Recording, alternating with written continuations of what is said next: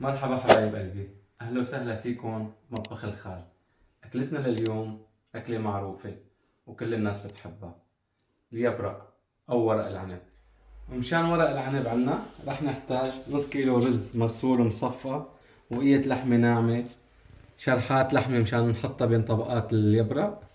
في عنا هون 5 اسنان توم مطحونين ناعم مع 5 معالق أكل زيت. وفي عنا بهاراتنا: معلقة بابريكا، فليفلة حمراء، نص معلقة نعناع، ربع معلقة جوز الطيب، ربع معلقة زنجبيل، وربع معلقة فلفل أسود، ومعلقة ملح مليانة. نبلش هلأ نتبل الرز. بنحط المكونات كلها فوق بعضها.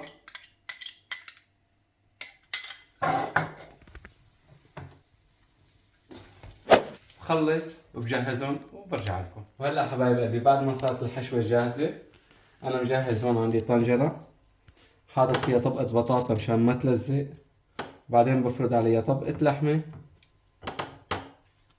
واللي بيبقوا عندي بخليهم بحطهم بنص الورق. وهلا بنبلش لف الورق، بنحط فيها شي بسيط، ما بنكتر ولا بنقلل. اذا قللنا بتطلع فاضية، واذا كترنا بتفلش.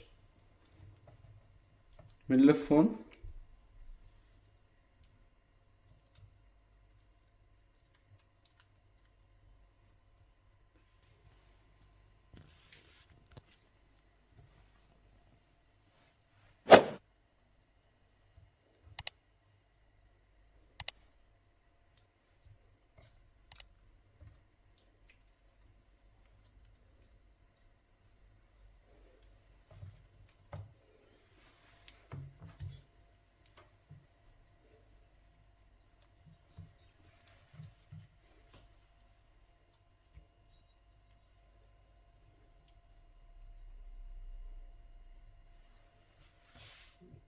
وهلا حبايب قلبي بعد ما جهزت انا نص اليبرقات، بوزع بقلبهم فليفلة حدة طبعا حسب الرغبة،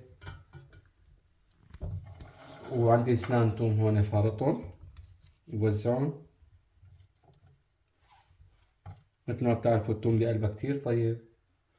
وعندي هلا الشرحات البقيو، بتعطيها دسامة للأكلة، بتصير دسمة كتير كتير طيبة. طبعا كل إنسان بتعود حسب رغبته.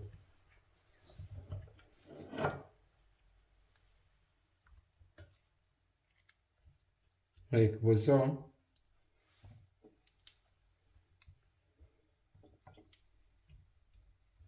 وبكمل باقي اليبرقات وبرجع لكم. وهلا بعد ما خلصنا الطبقات الثانية من اليبرق، بنقوم خلصنا اليبرقات اللي عنا كلهم، بنغطيهم بأي شيء وبنضيف عليهم المي، نغمرهم.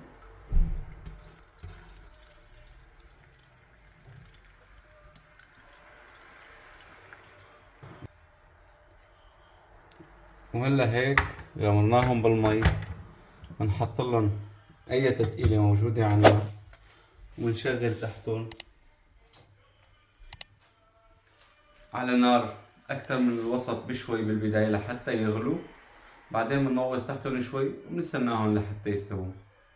نرجع لكم. وهيك بتكون طبختنا صارت جاهزة.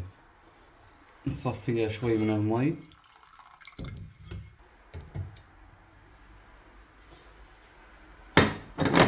بعد ما صفيناها من المي حتى نقلبها بالصينية.